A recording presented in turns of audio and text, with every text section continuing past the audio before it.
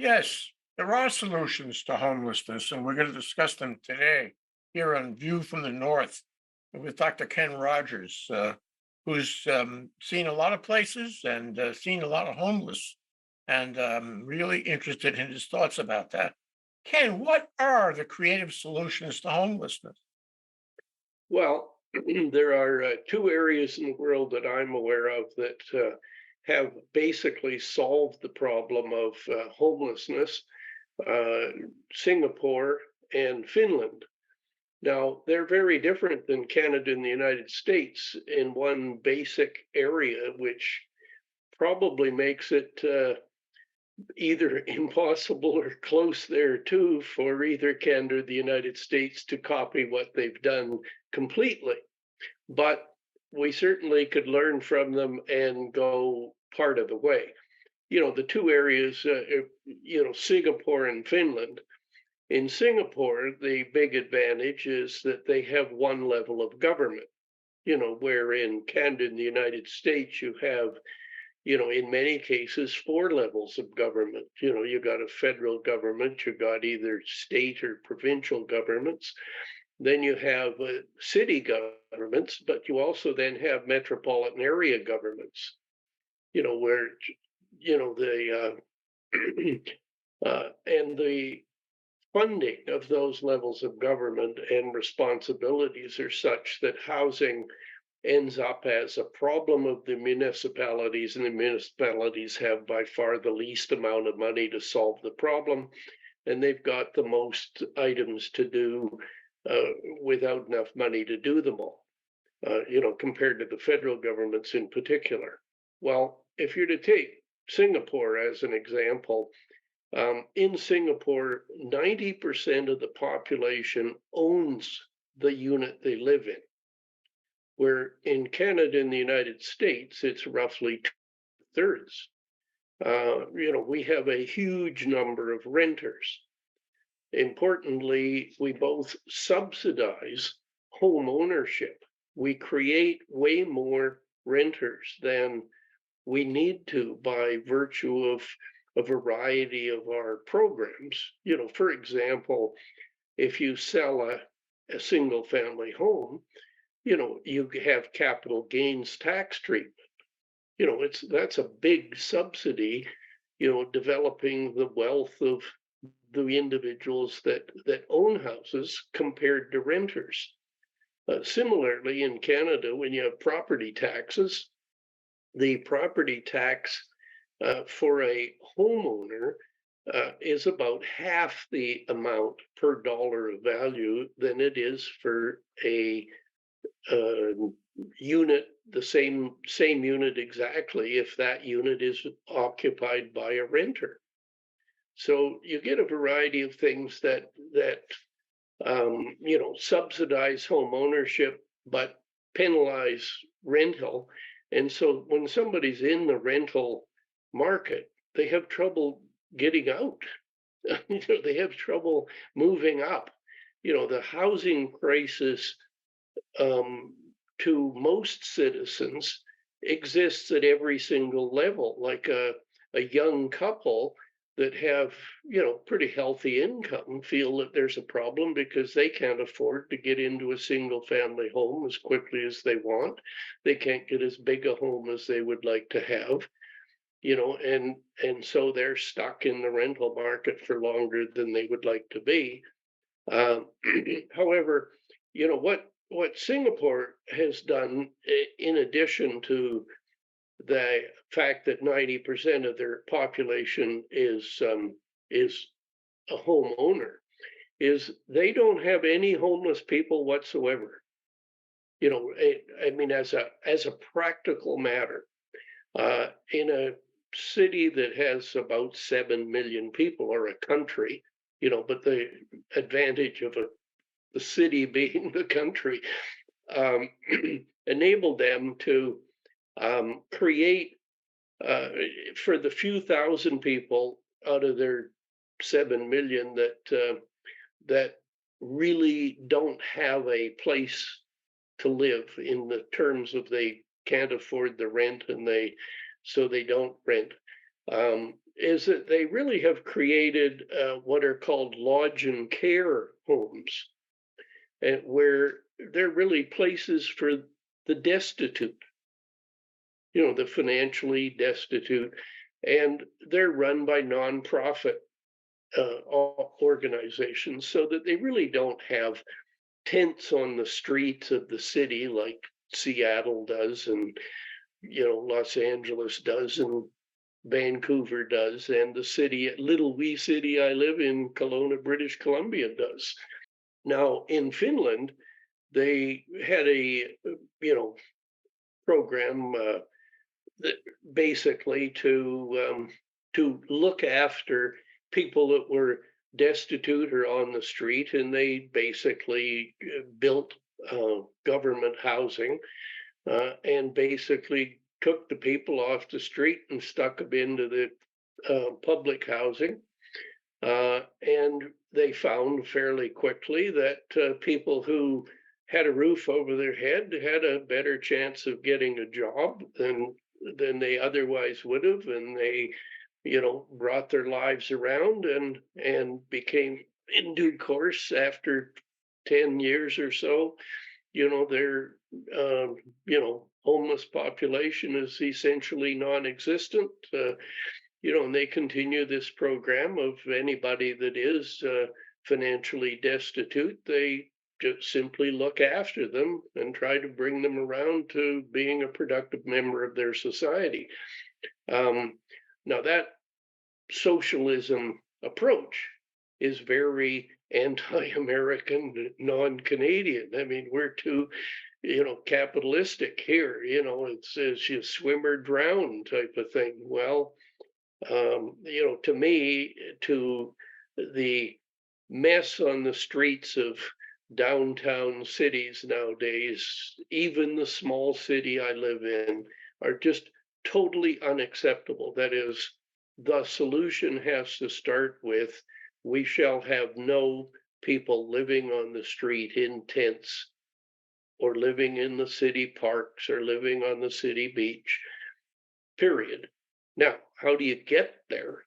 You can say here are theoretical solutions.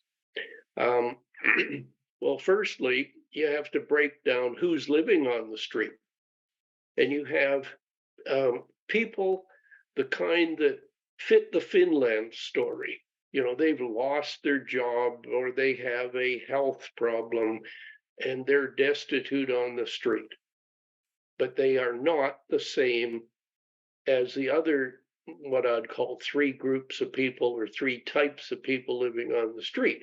And they're ones that if you use the Finland model, it would help very, very greatly. Now, when I think of those people, the health problem is, they're have handicapped in terms of their ability to walk or whatever, such that they can't really deal with a normal job that fits their training, rather than, they're not mentally ill. Well, the second category of people on the street is mentally ill. And the only way you can really get them off the street is you have to create facilities for the mentally ill.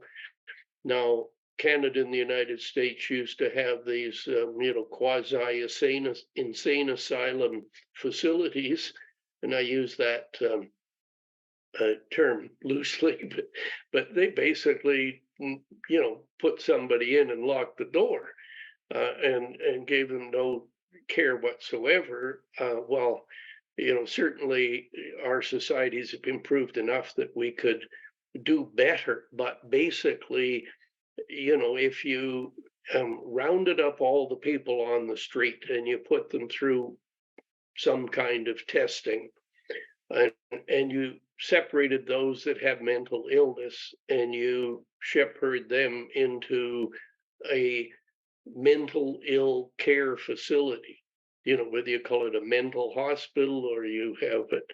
It certainly can be not unlike the prison system. You have, levels of prisons. You have ones that are extremely secure and the inmates are so dangerous they're separated, and then you move down to where ones are almost like a luxury living accommodation, at least some of the ones in Canada. None of I don't think there's a prison in the United States as comfortable as some of the ones that in Canada we have for minor crimes.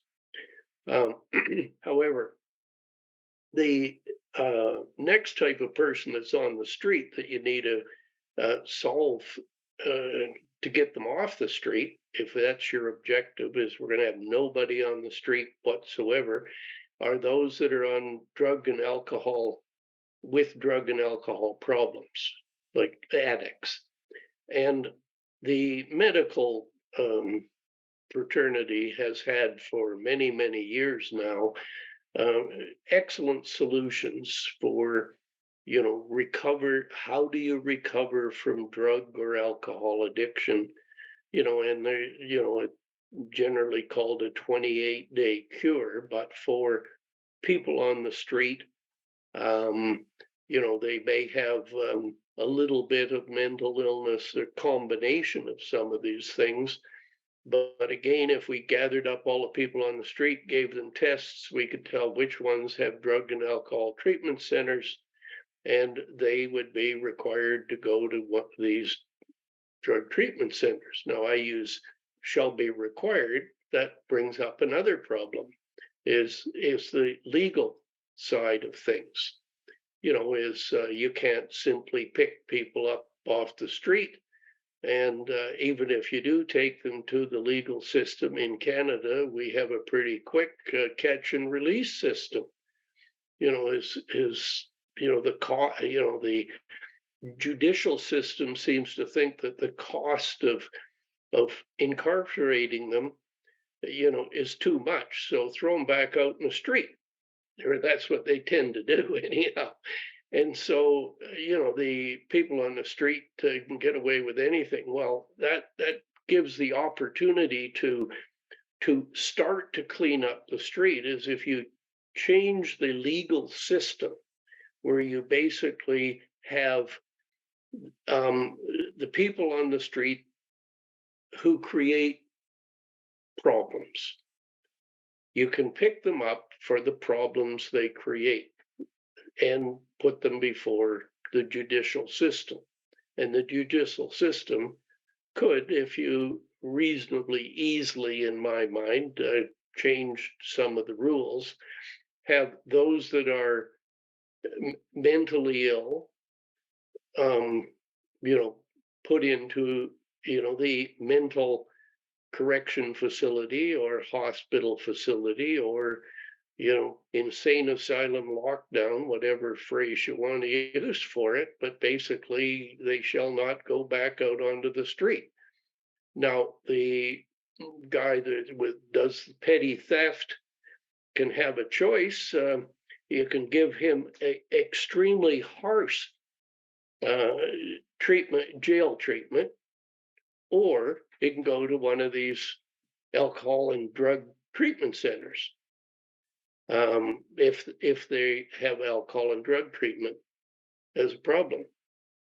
Now, um, to me, the fourth category of person that is on the street is to a great degree why there's all the problems. There are what I call, like, if they're not the guys who've just lost their job and have a bit of a health problem or some reason they are unemployable and therefore destitute, the drug and alcohol addiction and the mental illness. This third or the fourth group are what I call street bullies. They basically live off the rest of the people that are on the street. They're the ones that when the police try to clean up a street full of tents, they're the first ones to make a lot of noise about everybody's rights and so on. And they have really good connections with the drug supply, so that they're sort of feeding any drugs that are in the street are kind of going through these guys. They're usually the ones that who commit a slug of the crimes or put other people up to it in order that they can pay for their drugs. And those street bullies are probably the easiest ones for the police to catch for some wrongdoing sufficiently that they could go before a judge and have the same treatment as I just used for the other people that give them, really ugly choices. They can have a very long sentence, or they have some kind of occupational rehab. Now, with all of these ones where if you're picking the people up off the street for some reason that justifies, doing so other than we simply need to get them all off the street, period.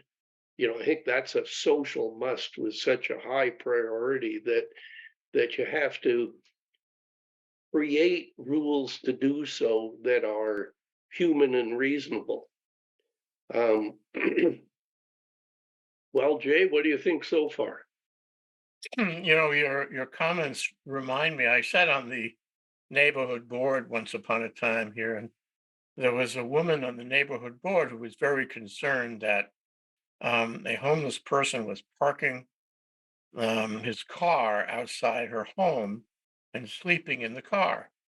And so the solution she offered was impound the car, take the car away, which is the kind of myopic thinking that a lot of people have.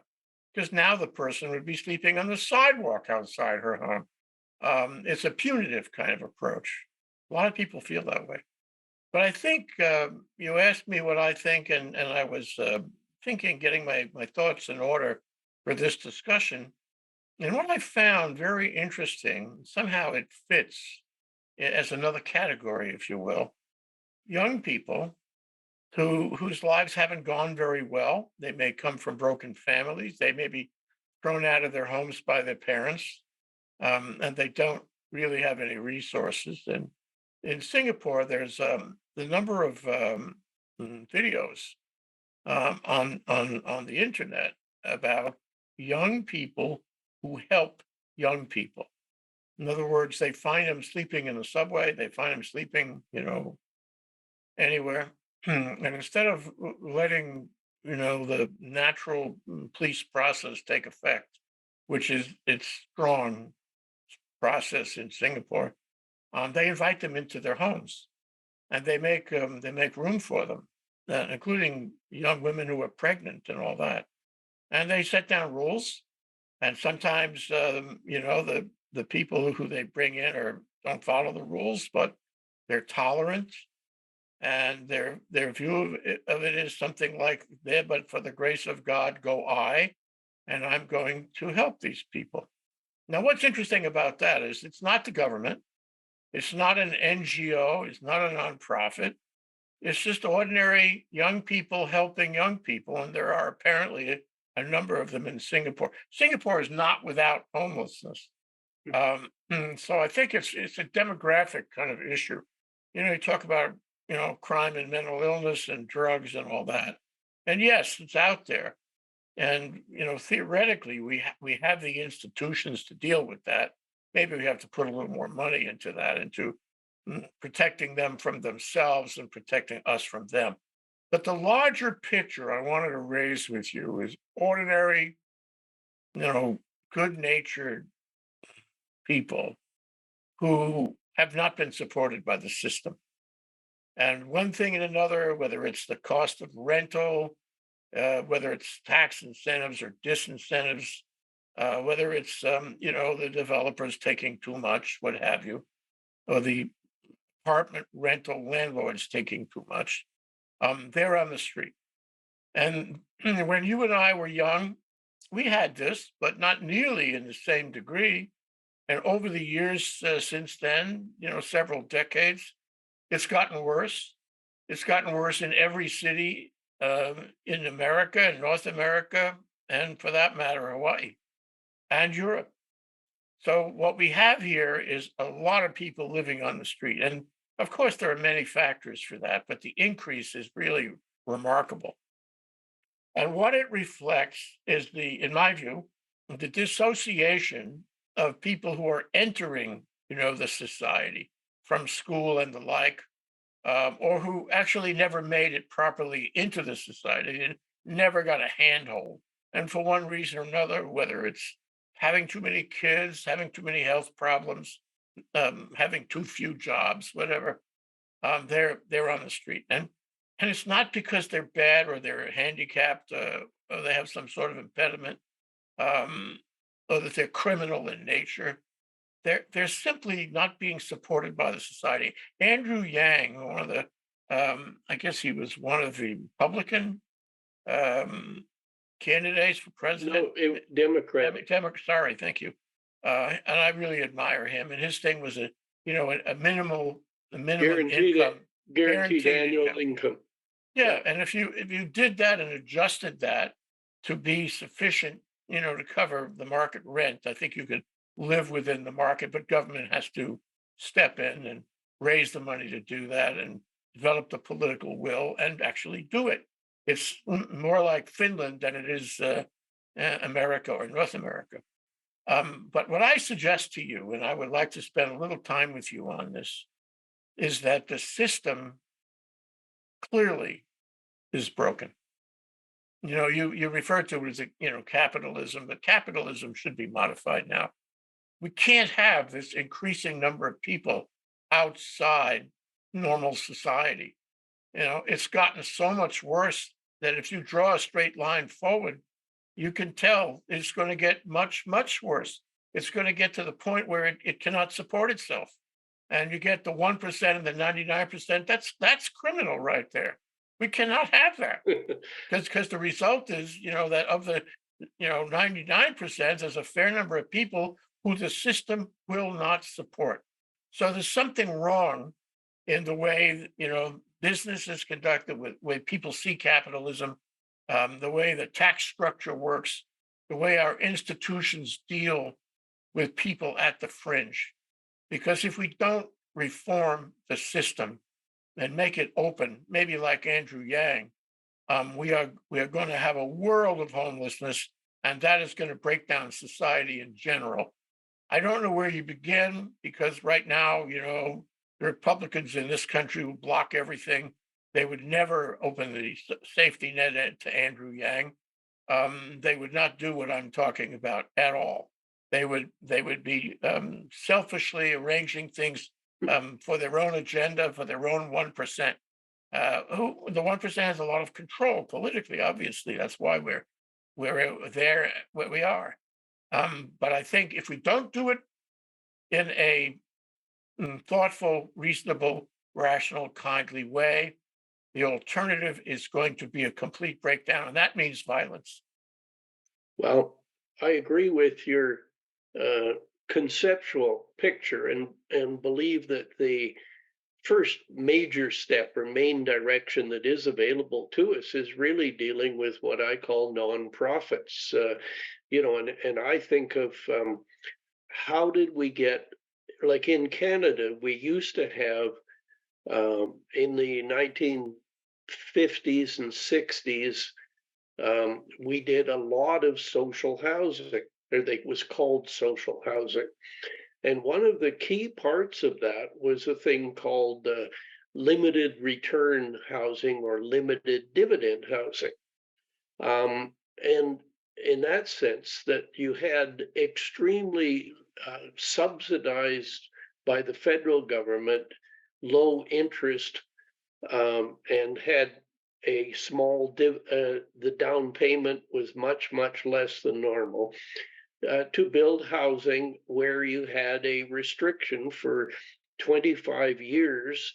There was rent control, fairly heavy rent control. It was based on the return. It was really, but if you today did that with nonprofits, where you have a church group or the Kinsman Club or the Rotary Club, but get a local clubs, local chapters who have feel for what's happening locally.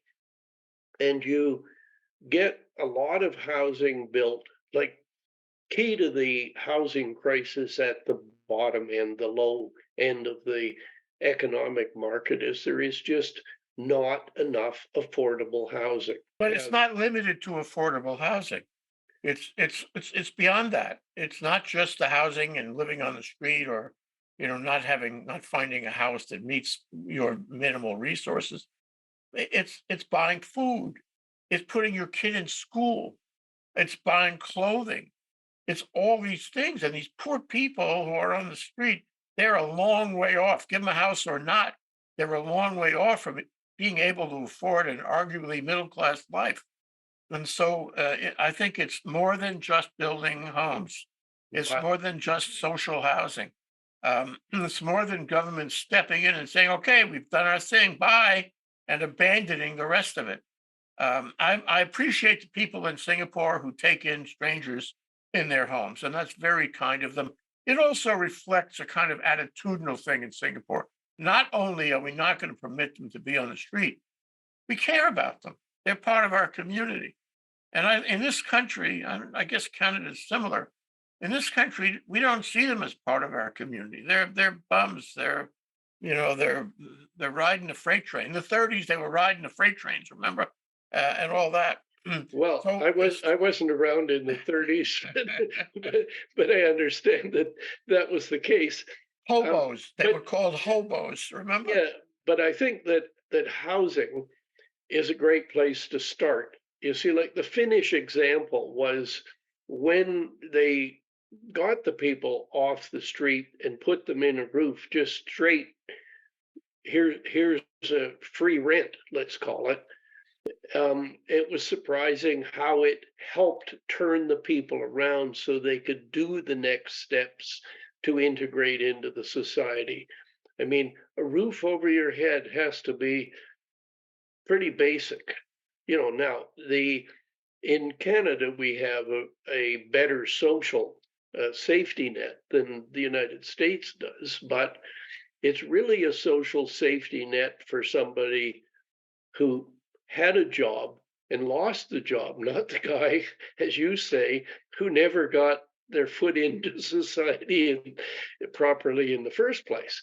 However, I don't think that there are as many people that are that in that state um, as there are people who simply have some income, but they can't afford housing. Like in the United States, I saw some statistics that were something like only 7 million housing units that could be afforded by somebody who had what they called extremely low income. Like really bottom of the bucket, less than minimum wage, one person for a group of people.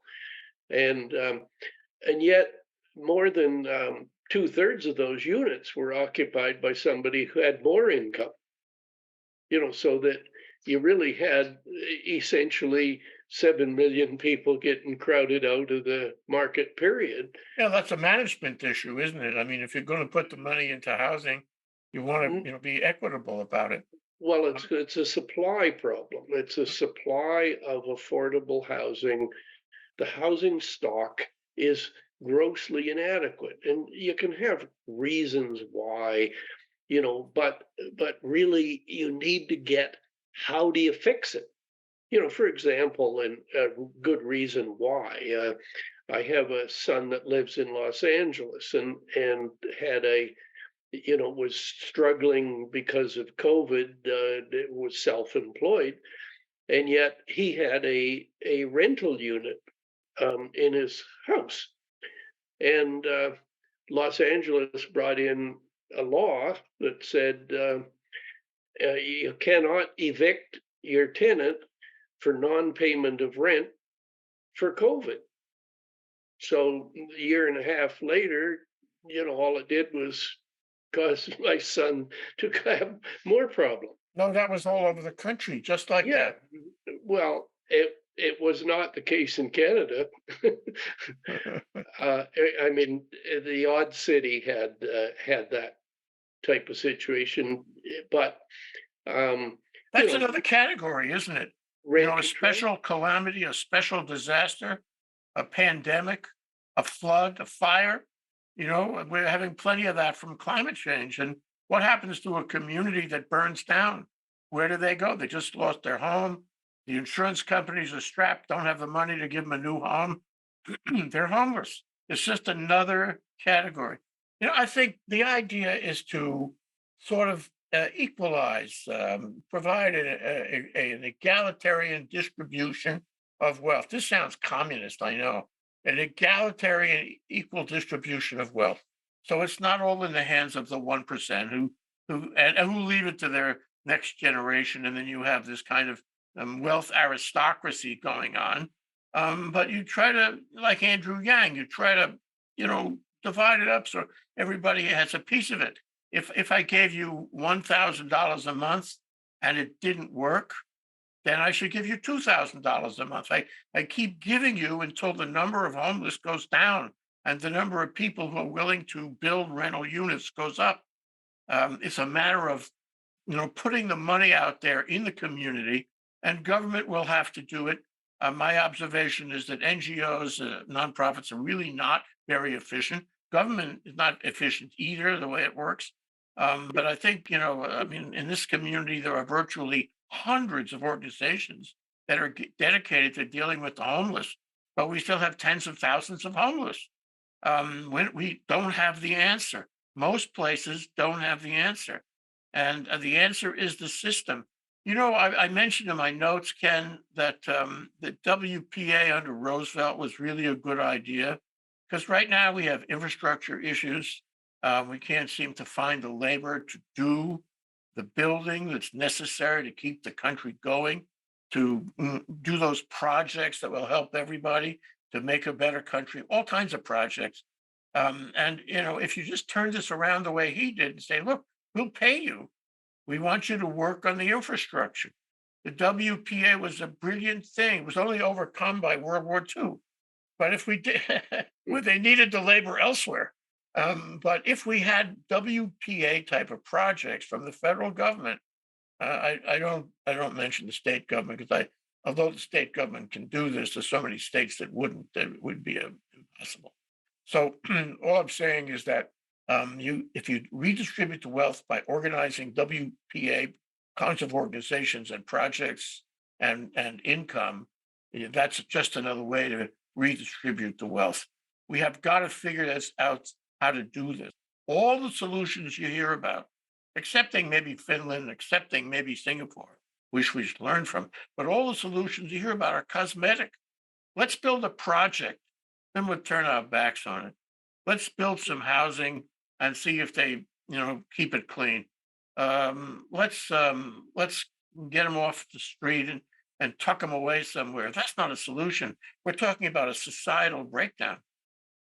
Well, I don't agree with all of your assumptions. I think that you know a lot of government is very efficient. Most of the cities in Canada have phenomenal engineering departments that look after, the utilities in the city. We don't have any, Flint, Michigan type of problems in any, meaningful city. We have, some similar problems where a provincial government waves their hand and sends some money to some native tribe way out in the boonies, and their water system breaks down and stays broken. But you have nonprofits in Canada that are extremely efficient. The Salvation Army, in particular, is one that I think. So you in Canada, people who want to volunteer to help to do good things of the type that you say, people invite someone into their home and so on. The Singapore model you gave as an example of young people helping young people. In Canada, the people that want to volunteer and help generally do so through these nonprofits. The church groups in Canada, you know, are concentrated on helping people, where church groups in the United States seem to want to spend all their time, fighting, any right to abortion, or something, that just seems too out to lunch for a Canadian. I mean, it just seems insane for somebody that otherwise seems like a normal North American. Yeah, Um, why don't we stop all the abortions so that we'll have more people having more children they don't want to have and they can't afford? That'll help our economy. That'll help our society. It's really incredible how backward that is. this is particularly the life of the mother involved. I mean, you think of some, 16-year-old gal whose, parents kick her out because she's pregnant. And, where is she 10 years later and 20 years later? And, Yeah. and that, is, it doesn't bother the billionaire American who No, he just supports, doesn't want them on his block. So, yeah. I think what, I'm getting the kind of a common denominator out of this discussion, and it's about caring.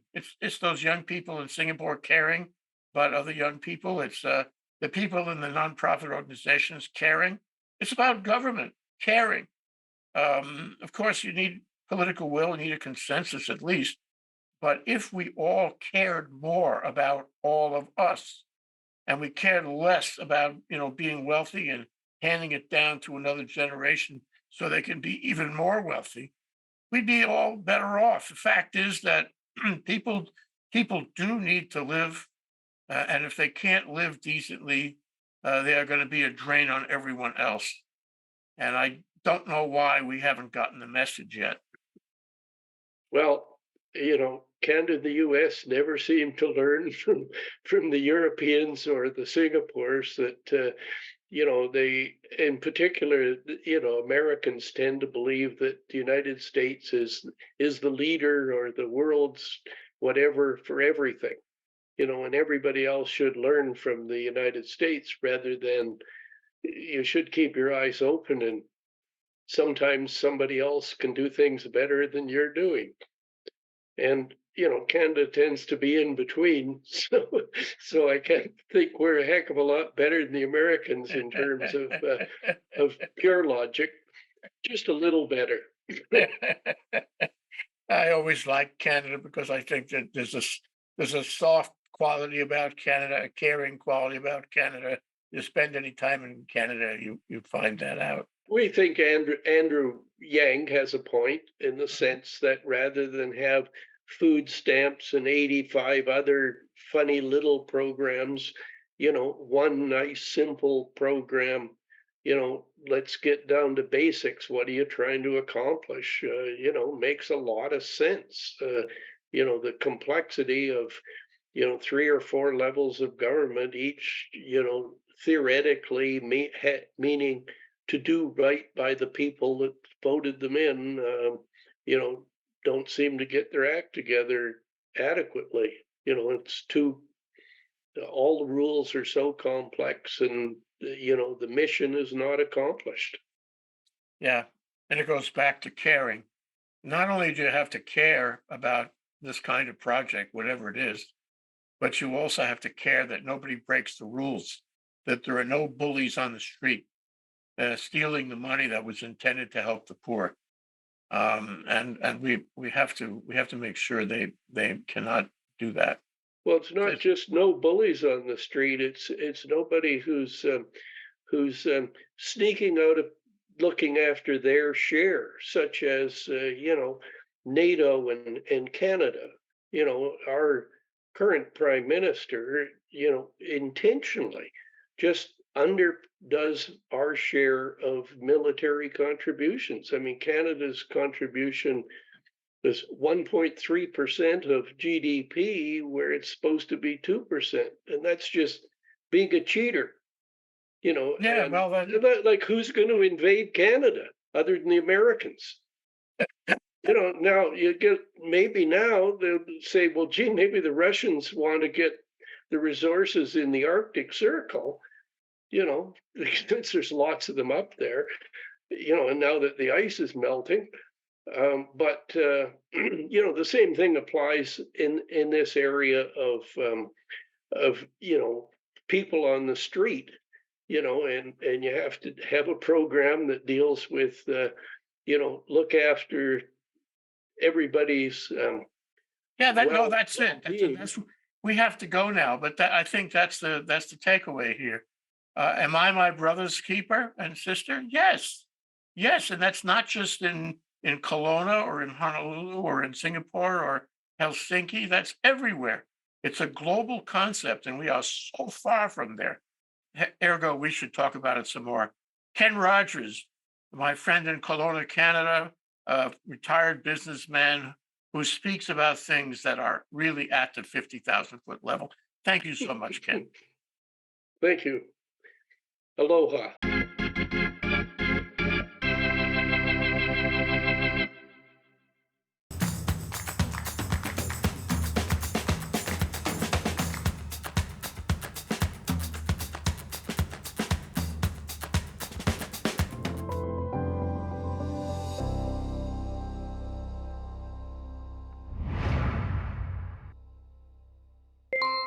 Thank you so much for watching ThinkTech Hawaii. If you like what we do, please click the like and subscribe button on YouTube. You can also follow us on Facebook, Instagram, and LinkedIn. Check out our website, thinktechhawaii.com. Mahalo.